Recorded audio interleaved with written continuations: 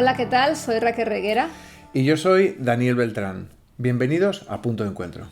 Bienvenidos. ¿Cómo se encuentran nosotros? Pues dispuestos a seguir analizando la actualidad del COVID-19 y hoy, pues con una noticia que está creando, sobre todo aquellos que tenemos niños, un cierto estado de alarma. Y es que el gobernador del estado de Nueva York, aquí en Estados Unidos, Andrew Cuomo, confirmó el lunes pasado que había cerca de 93 casos confirmados de niños con un extraño síndrome inflamatorio posiblemente relacionado con el COVID-19.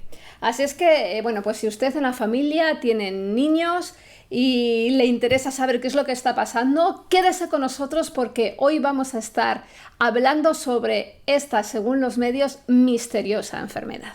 Así es, y vamos a ver cómo esta enfermedad realmente parece que efectivamente está relacionada con el COVID-19, que es uno de los cuadros clínicos en niños del COVID-19, que está causado por el COVID-19. Y creo que además es muy interesante, muy importante, porque nos da pistas y nos va a dar a conocer mejor este virus y cómo es que este virus causa todo el cuadro clínico, no solo en niños, sino también en adultos. Así es importante conocer al enemigo, ¿verdad, Daniel? Total, es fundamental. La Fundamental. Información es poder. Pero eso lo vamos a ver dentro de un ratito. Saben que nos gusta reflexionar. Aquí intentamos hacer un punto de encuentro entre la filosofía, la teología y la ciencia. Y si la semana pasada estuvimos hablando acerca del miedo, hoy quiero empezar con una frase que está en el libro del Quijote, que dice así: el valor reside en el término medio entre la cobardía y la temeridad. Interesante. Y me miras, Raquel, ¿por qué estás diciendo esto si vamos a hablar del COVID-19? Pues muy sencillo, porque efectivamente todos nosotros tenemos ahí adelante un enemigo, que se llama virus, coronavirus, COVID-19 o tantos nombres que ya tiene. Pero lo que está claro es que tenemos que ser capaces de prestarle una buena batalla, ¿no? Y actualmente, precisamente la palabra valor, ese coraje que uno tiene para enfrentarse a ese enemigo, pues lo estamos midiendo con unos parámetros un poco desenfocados, diría yo. ¿Y por qué? Porque a menudo identificamos el valor con la temeridad. Y sin embargo, hay que tener en cuenta, pues esa línea, como muy bien ha dicho Cervantes, pues que hay entre la cobardía y la valerosidad, ¿no? Y esa línea entre medias, ¿sabes cómo se llama, Daniel? Normalidad. Llámalo prudencia. ¿Tú sabes lo que es la prudencia? No te lo sabría definir, la verdad. Mira, yo te lo voy a definir por si todavía alguno no sabe lo que es la prudencia. Es la capacidad de pensar ante ciertos acontecimientos o actividades sobre los riesgos posibles que estos conllevan y adecuar o modificar la conducta para no recibir o producir perjuicios innecesarios. Pero ¿estamos siendo con esta pandemia prudentes? ¿Están siendo nuestros gobiernos prudentes? ¿Están siendo nuestros pastores, estamos siendo pastores prudentes? ¿Estamos siendo en general todos los cristianos prudentes? ¿Estás siendo prudente, Daniel? Yo creo que sí, yo creo que estoy siendo bastante prudente. Creo que la prudencia viene también de la información y de la capacidad que tiene uno de analizar y sintetizar la información en una decisión final. Y yo creo que es la prudencia, y aquel que no tiene en estima a su adversario o no reconoce el peligro de su adversario, pues corre el riesgo de darle la espalda y ser derrotado. En cuanto a los gobiernos, en cuanto a los gobernadores, alcaldes y demás, pues hay un poco de todo.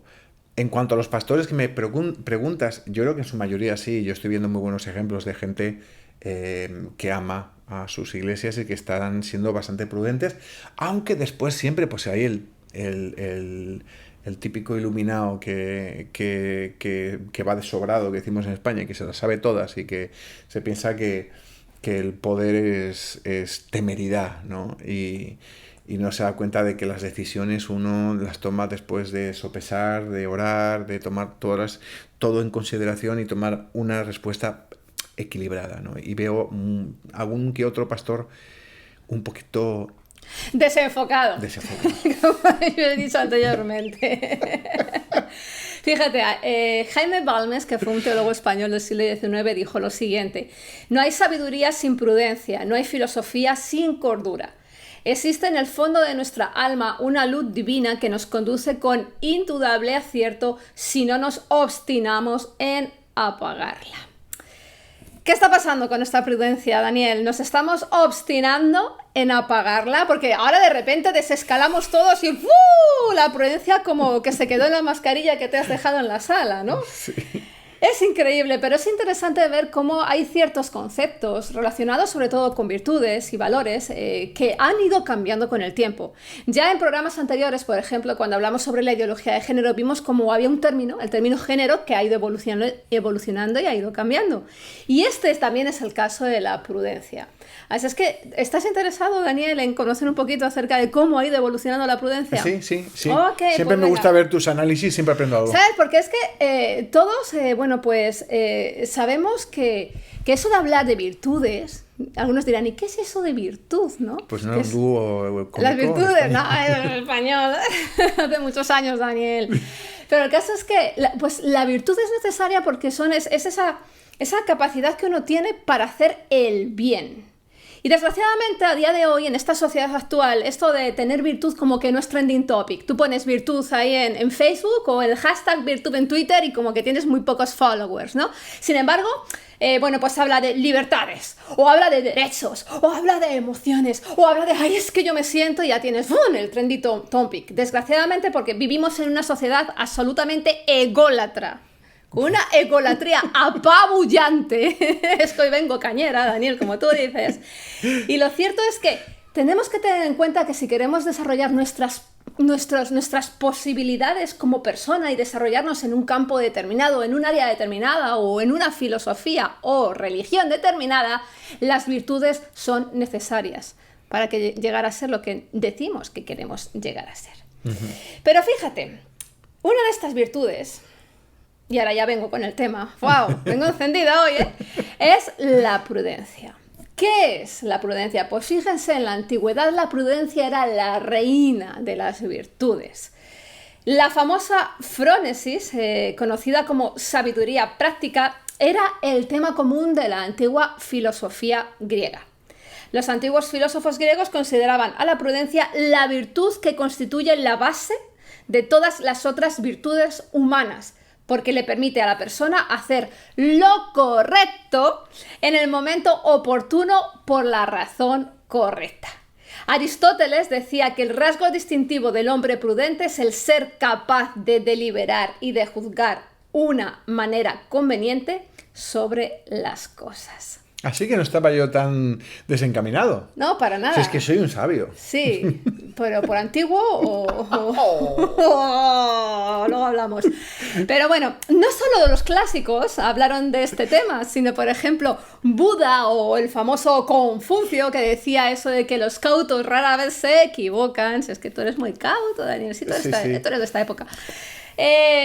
Pues nos dan unas clarísimas lecciones de prudencia. Luego, más adelante, Tomás de Aquino cristalizó todo esto de la filosofía de Aristóteles y desarrolló el tema de las famosas virtudes cardinales. Dijo que la prudencia era la base, era la fundamental, que las otras tres no se sustentaban si no existía la prudencia. Ah. Pero ¿qué pasa? Que con el pensamiento y una cosa moderno... interesante, porque podemos estar de acuerdo o no, y no estoy de acuerdo con bueno, no ¿No estás de acuerdo con lo que estoy diciendo? Con Confucio no. Pero lo que está claro es que lo que hemos de tener en cuenta que son que hay sabiduría en la conducta, y creo que la conducta, en una conducta equilibrada, no es únicamente una conducta, digamos, por supuesto, con una base bíblica es lo mejor, ¿no?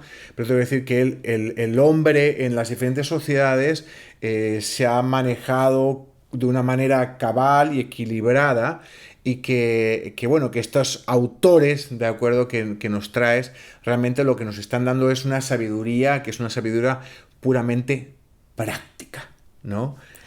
Bueno, sí, en cierta forma, si quieres determinar qué es sabiduría práctica, sí. pero siempre dentro de una moralidad, porque siempre, o sea, el mundo antiguo se guiaba sobre todo en el hecho de querer hacer el bien y sobre todo agradar a Dios, ¿no? Entonces estaba muy marcada el concepto moral. Sin embargo, a partir de la época moderna, y lo vemos sobre todo con con autores como Baltasar Gracián en su libro El arte de la prudencia, ya como tú has dicho, esta sabiduría ya sí que se hace mucho más práctica y se va alejando de esa moralidad, ¿no? Y ya más adelante con la Ilustración y sobre todo con Kant, ahí ya sí que hubo una separación completa entre lo que es la prudencia, la moralidad, la virtud y sí, pues como una actitud práctica de llevar a cabo tu vida siempre y cuando con unos buenos fines, ¿no? ¿Qué pasa? Que todo esto ha calado en nuestro pensamiento y actualmente, desgraciadamente, cuando tú hablas de prudente, pues lo primero que se le viene a la cabeza a la gente puede ser que es una persona tímida, apocada, o carente de audacia, o que no tiene valentía, o que no tiene arrojo. Y desgraciadamente este concepto, como vemos, se ha desvirtuado y se ha separado del origen, ¿no? Que no te me valen los filósofos y los historiadores y teólogos. Bueno, pues te hablo de la Biblia y te digo, no te puedes olvidar para nada de lo que nos dice la Biblia acerca de los diferentes dones o de las diferentes virtudes como la sabiduría o en este caso como es la prudencia. Y hay un libro que me encanta que habla precisamente de prudencia muchísimas veces, en muchos versículos, y que es el libro, bueno, pues todos lo sabemos, ¿no? De Proverbios. Y a muchos se nos llena la boca diciendo, Señor, dame la sabiduría de Salomón. Bueno, pues tenemos que entender que en la cosmovisión bíblica la sabiduría y la prudencia van de la mano, están agarradas se mueven dentro de este concepto antiguo, como Daniel, de la prudencia. Y vemos, por ejemplo, me encanta, ¿no? En Proverbios 8:12, el propio Dios dice, yo, la sabiduría, habito con la prudencia y he hallado conocimiento y discreción. Así es que desde cualquier perspectiva que quieras analizar este término de prudencia, vemos que es una parte, como muy bien han dicho los antiguos o los clásicos, de la sabiduría o es la sabiduría práctica. Así es que intentar meternos en una guerra como es la guerra actual, la del COVID-19, sin tener por delante la prudencia, nos está haciendo ir al campo de batalla bastante desarmados, ¿verdad, Daniel? Así es. ¿Y ahora qué es lo que está pasando? Y vamos a ponerlo desde el punto de vista práctico. Ahora tenemos una serie de niños en el estado de Nueva York, incluso hay en otros países, que ya han aparecido con este tipo de sintomatología. Y ya todos nos estamos alarmando. Ya los más conspiranoicos nos están diciendo que es una nueva enfermedad y una nueva plaga. Por ahí llegan las cosas y la historia. Pero claro, si siempre nos han dicho, no, es que a los niños no les pasa nada, no tienen síntomas, son asintomáticos, los niños pueden salir y hacer lo que quieran, que no pasa nada. Y ahora de repente estamos viendo que sí que está pasando. ¿Nos tenemos que alarmar? No, yo no creo que nos tengamos que alarmar, pero lo que está claro es que esto nos viene a poner un poquito en perspectiva que lo que ya sabíamos, venimos repitiendo, aunque nuestros vecinos pues no lo han aprendido todavía. Y es que los niños pueden ser contagiados por el virus y que la diferencia está en que los niños por lo general son asintomáticos o la sintomatología que tienen es muy baja. Y entonces estamos ante una enfermedad diferente al COVID-19. ¿Se relaciona con el síndrome de Kawasaki? Vamos a ver. ¿En qué punto estamos? Dinos. Date cuenta que el COVID-19 como tal está relacionado y lo más probable, aún faltan más datos, pero lo más probable es que lo que sea está causado por el SARS-CoV-2. Pero no es el COVID-19, porque el COVID-19 básicamente eso es una patología respiratoria. Pero la mayor parte de estos niños con el COVID-19 que se está viendo, que se están llegando al hospital, no tienen una patología respiratoria. O sea, los que se nos pueden estar perdiendo un poquito. El COVID-19 es el nombre de la enfermedad. De la enfermedad, con la patología respiratoria, lo que todos conocemos, de los problemas pulmonares. Pero el y todo SARS, eso. lo que estamos viendo es que el SARS-CoV-2, el virus, está causando una variante de la patología que básicamente lo que está mostrando es en niños lo que es la fase 3 en adultos. Okay. Es muy interesante porque nos está dando una perspectiva de cómo está funcionando el virus y cómo está causando una respuesta hiperinflamatoria.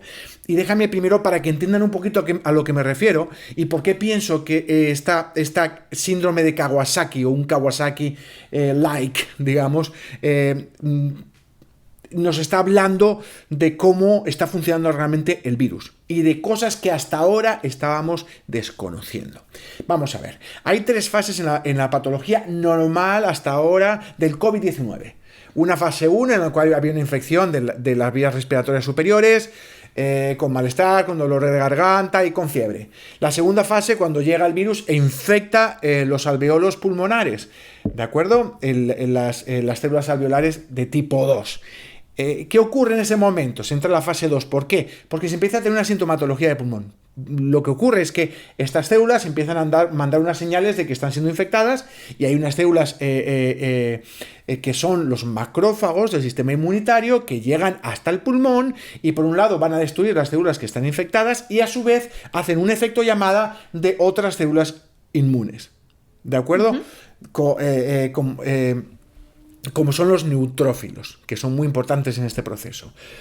¿Qué ocurre? Que en este momento, aparte de lo que hacen los macrófagos, es que aumentan, digamos que la porosidad, digamos, de alguna manera, o los vasos sanguíneos que están pasando al lado del alveolo pulmonar empiezan básicamente a gotear o a dejar escapar un poco el plasma. Básicamente se empieza a encharcar el alveolo pulmonar, que es una estructura en la que hay un equilibrio muy fino para que hay un intercambio entre oxígeno y dióxido de carbono en el alveolo. ¿Qué ocurre? Se empiezan a encharcar y es el momento cuando empieza la fase 2, que es la neumonía, en que la persona empieza a notar que no respira bien. Fase 2.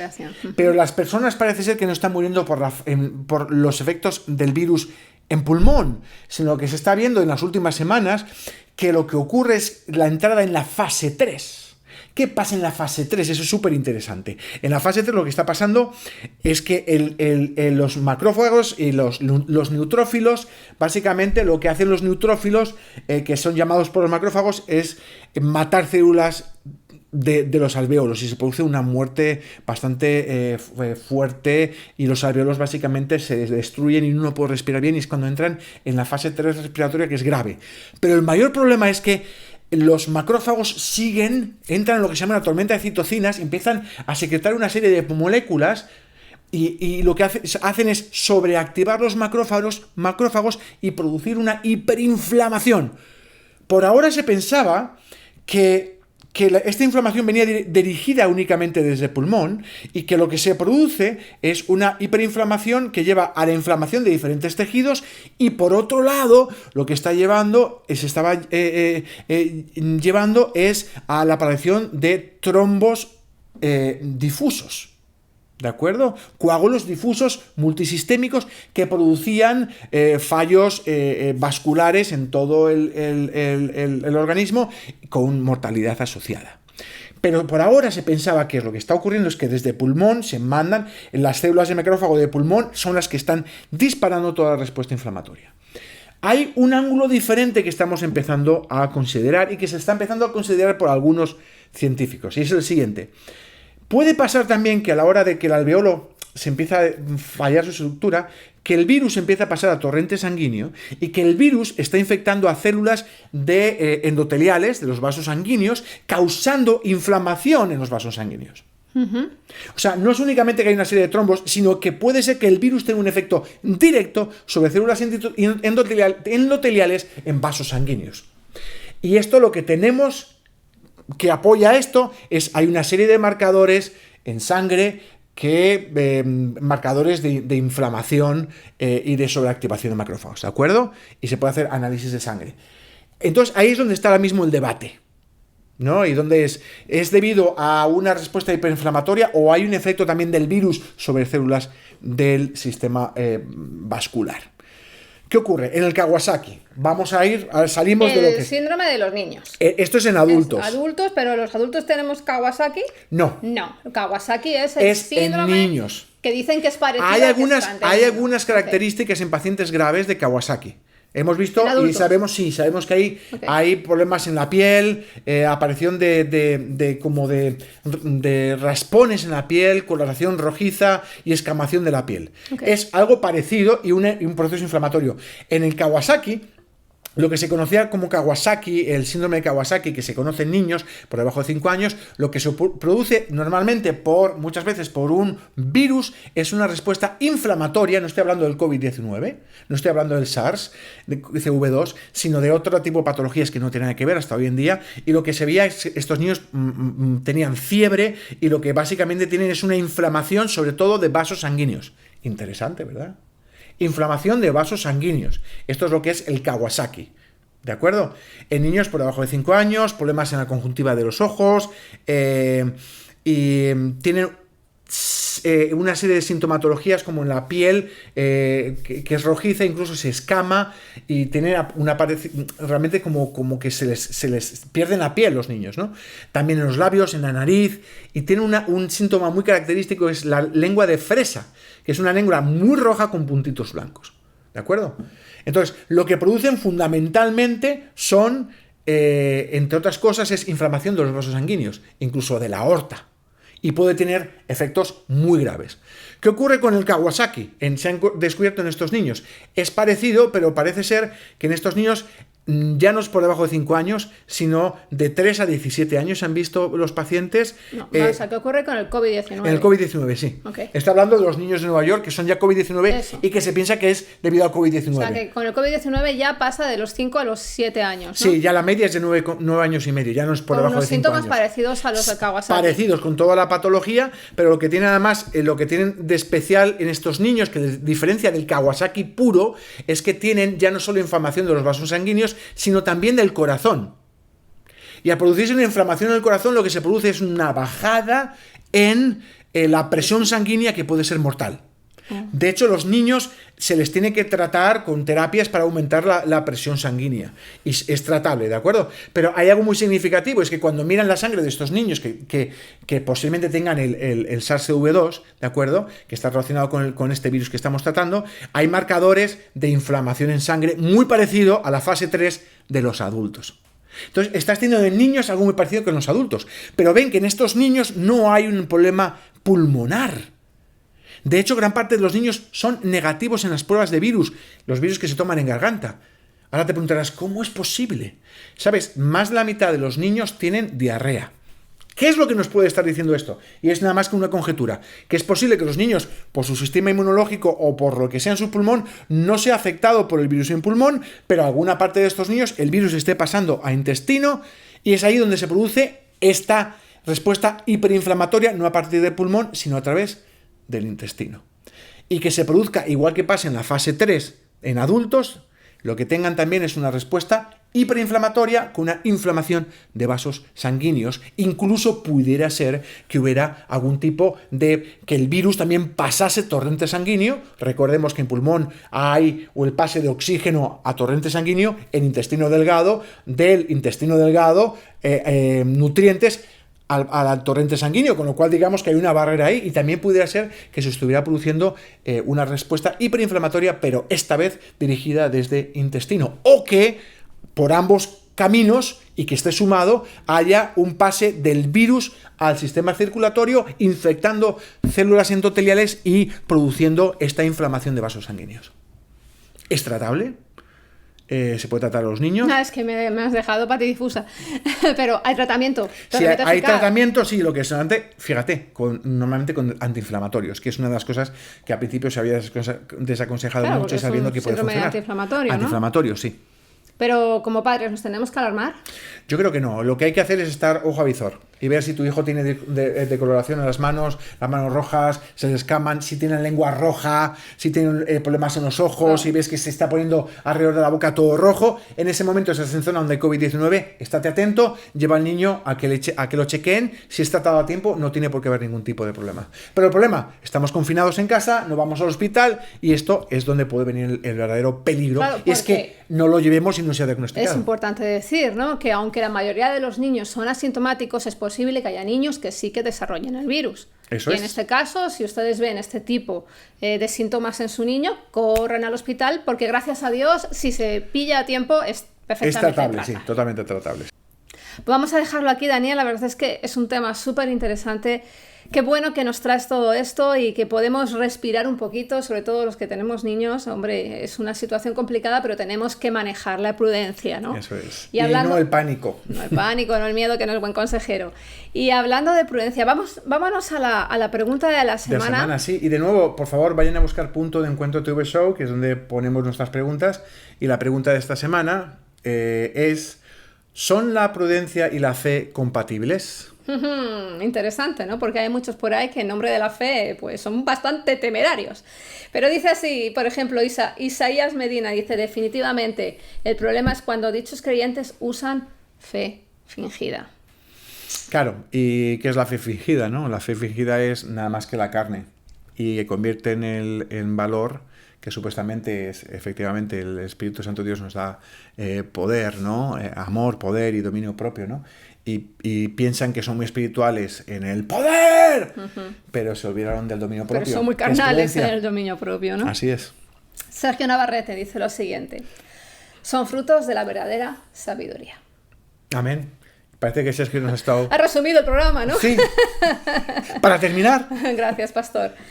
Y Profe Nelson dice así, Mateo 2:13, después que partieron ellos, he aquí un ángel del Señor apareció en sueños a José y dijo, levántate y toma al niño y a su madre y huye a Egipto y permanece allá hasta que yo te diga, porque acontecerá que Herodes buscará al niño para matarlo. Ajá, y José dijo, ¡no! Porque yo soy fuerte y valiente y el Señor... Bueno, el Señor te ha dado inteligencia y el Señor te ha dado palabras, así que escúchala y sé prudente. Y el Señor te ha dado prudencia. Hay innumerables casos de prudencia en la Biblia y también hay casos de imprudencia. Yo tengo uno en la cabeza. Un personaje que a ti te gusta mucho, Daniel, y tú has predicado sobre él. Jefté. Okay. Jefté es un caso de imprudente. Él sí, por Jehová, wow, salió y yo batallo y yo peleo, pero luego fue imprudente a la hora de prometer algo que no debía de haber prometido. Eso es, y se dejó guiar por su interior y por sus emociones, aunque sus emociones pues no estuvieran bien dirigidas. Y no debemos, la valentía se entiende como algo que tiene que ver con el arrojo. Pero realmente la valentía no tiene por qué ser arrojo, la valentía tiene que ser algo bien sopesado. Así es. Los grandes valientes en la historia son personas que han sido inteligentes, no uno que ha dicho ¡soy valiente, me tiro por el precipicio! Sino gente que ha sido capaz de medir y aun a pesar de todo decir la cosa está difícil, pero yo tomo los riesgos pensando y tomando dominio propio de uno mismo. Y de hecho, si analizamos la sabiduría de Salomón, estaba sobre todo fundamentalmente basada en el discernimiento que Dios le dio para establecer juicio, para hacer las cosas buenas para su pueblo, ¿no? Entonces, en cierta forma, esa sabiduría está bastante impregnada de prudencia. Así es que no nos toca otra que ser prudentes. Si queremos aprender y si queremos amar, tenemos que ser como Cristo. Cristo es ese punto de encuentro y es el mejor punto de encuentro entre Dios y nosotros, ya que la sabiduría de Dios se hizo carne en Él. Y toda su vida nos habla de que su prudencia o su sabiduría se llevó a cabo porque su misión era amar. Así es que si tú quieres amar, tú tienes que ser prudente. Prudente por ti, prudente por tu familia, prudente por tu iglesia, prudente por tu sociedad. Y aquí les dejamos. Les vemos en el siguiente programa de Punto de Encuentro TV Show. Hasta la próxima. Bendiciones.